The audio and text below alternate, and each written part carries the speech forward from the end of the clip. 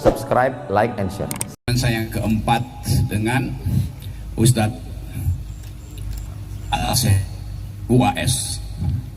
Mudah-mudahan pertemuan kelima di gedung resepsi. Oke, terima kasih teman-teman. Ini satu suasana yang membuat kita berpikir sambil menikmati keindahan itu. Dan keindahan pertama tadi dibuka oleh puisi dari Ibu siapa tadi ya? Uni. Oleh Uni. Apa nama tutup? Tengkulu. Oke, coba kita carikan Tengkulu.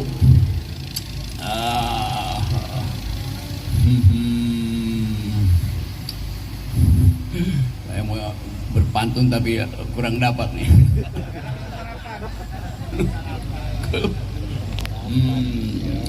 Tengkulu Melayu di Sungai Sebayang, ingin kurayu supaya saling sayang.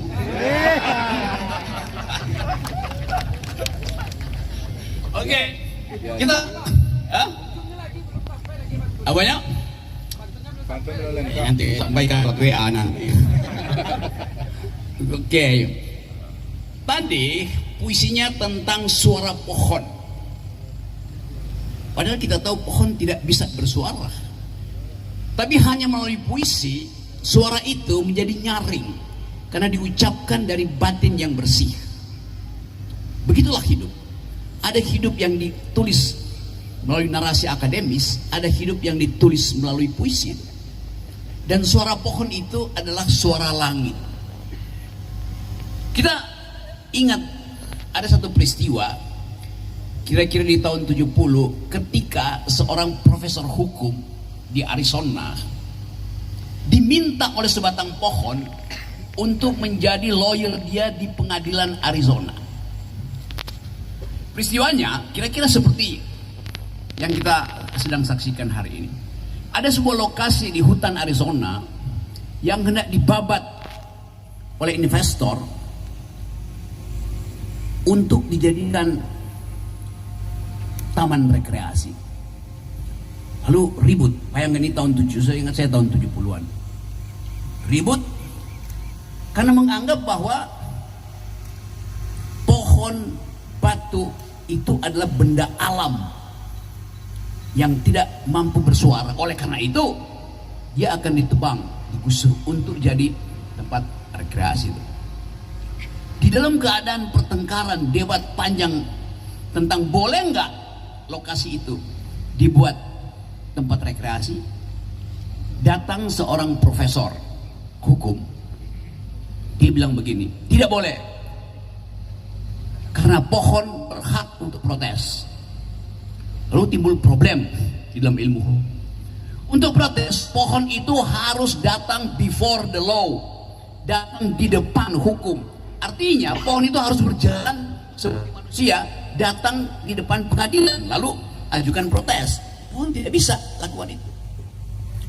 Tetapi sang profesor diberi akal lengkap oleh Tuhan, oleh alam semesta.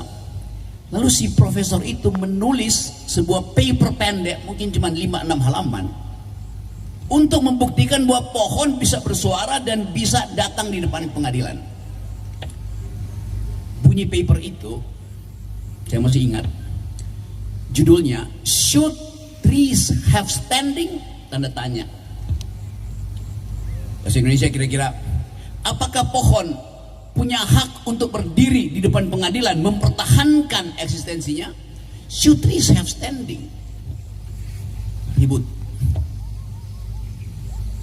Pada waktu itu belum ada hukum lingkungan. Kita belum mengenal subjek hukum. Subjek hukum pada waktu itu adalah manusia, antroposentris. Belum batu, belum pohon. Tetapi sang profesor mengerti bahwa dia dipanggil oleh alam semesta untuk menyelamatkan sebatang pohon itu supaya tidak ditebang. Maka akal pikiran dia muncul. Dia bikin persamaan dengan anak yang lumpuh, yang tidak bisa bicara, tapi dia berhak untuk dapat warisan ke bapak ibunya. Seorang cacat yang tidak mungkin berdebat dengan lawyer-lawyer oligarki di pengadilan, tapi dia berhak untuk mempertahankan warisan peradaban, warisan adatnya demi tuah dan marwah. Karena itu kemudian tulisan dari namanya Christopher Stone, nah saya ingat lagi dia, dari Pak Christopher Stone ini membuat dunia akhirnya terbuka pikirannya bahwa sesuatu yang tidak punya kemampuan bicara, unspeakable, harus dibantu oleh mereka yang punya kemampuan bicara. Jadi sama seperti seorang anak atau seorang kawan keluarga yang cacat yang tidak mungkin mendalilkan pikirannya, dia dibantu oleh LBH, dibantu oleh Walhi, dibantu oleh Polda untuk mengucapkan sesuatu yang tidak mungkin dia perlihatkan karena cacat fisik atau cacat inteleknya. Nah, sejak tahun 70 akhirnya pohon itu diberi hak untuk mempertahankan diri melalui masyarakat adat yang melindungi pohon itu atau yang menghidupi pohon itu. Itulah dimulai teori tentang legal standing dari pohon. Jadi sangat terima kasih tadi Ibu mulai dengan pohon, jadi saya ingat lagi banyak hal tentang pohon. Sekarang sudah biasa di dalam ilmu lingkungan, dalam teori filsafat lingkungan, hak pohon untuk tetap hijau, hak batu untuk tetap bulat, hak bukit untuk hijau.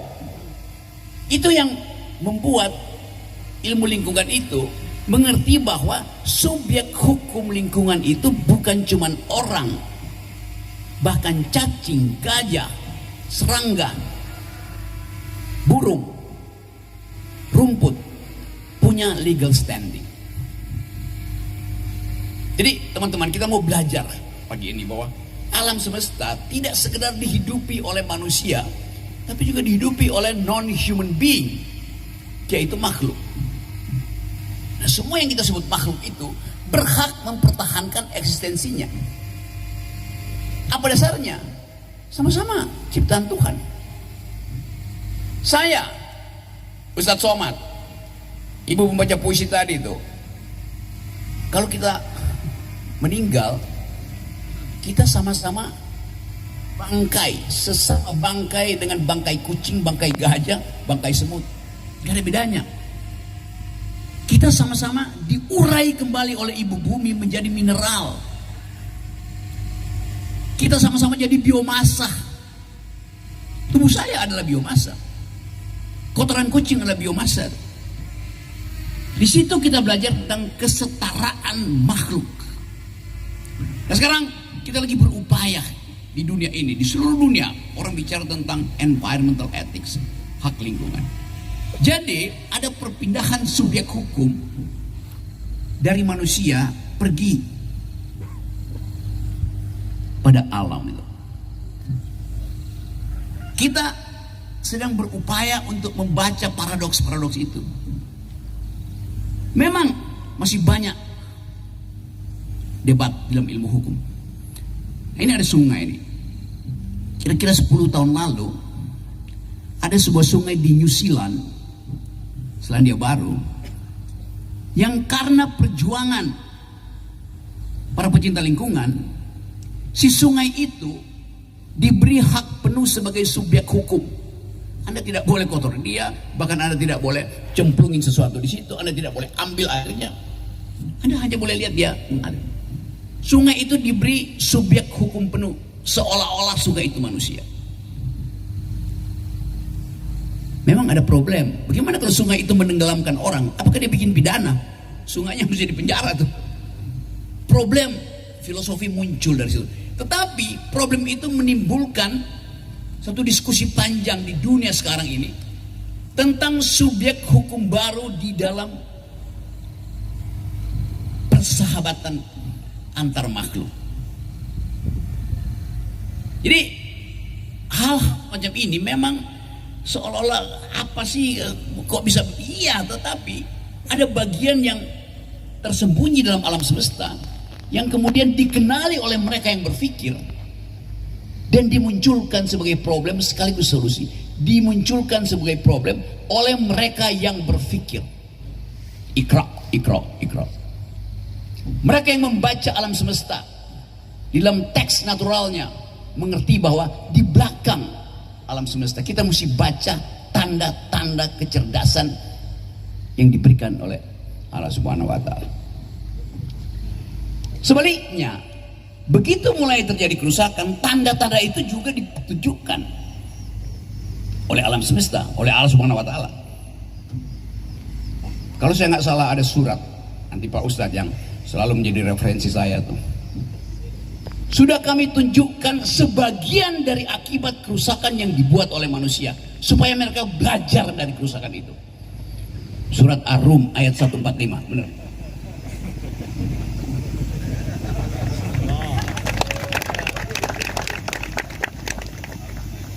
Yang ditunjukkan oleh Allah Subhanahu wa Ta'ala, sebagian dari kerusakan itu sudah kami hukumkan pada mereka supaya mereka belajar. Hanya sebagian loh. Bagaimana kalau semesta itu dihukum seluruhnya? Bagaimana kalau diulangi keadaan yang pernah dialami oleh Nabi Nuh? Jadi kita belajar dari tata bahasa alam. Dalam upaya untuk belajar itu kita mau diskusi banyak hal, nanti ada soal-soal teknis. Tapi sekali lagi, di Indonesia kita lagi berupaya untuk menghasilkan cara berpikir baru, yaitu membuat kita percaya bahwa kita sedang menghadapi krisis multidimensi, satu katastrofi, satu kekacauan kecil di dalam kondisi ekologi bisa membatalkan negeri ini dari cita-cita menjadi makmur. Nah, urut-urutan itu yang sedang kita lihat sekarang. Pak Kapolda Riau, Gubernur Riau, Bupati Kampar mengambil inisiatif untuk memulai perjuangan melindungi alam berbasis adat, berbasis keindahan lingkungan. Dan karena itu,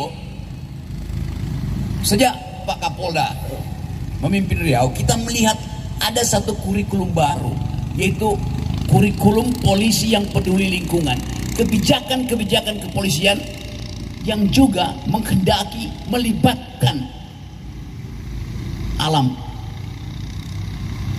Melibatkan artinya meminta supaya manusia mengerti bahwa ada makhluk lain yang harus berpartisipasi untuk menghidupkan harapan tentang Riau yang hijau, Sumatera yang hijau, Indonesia yang hijau.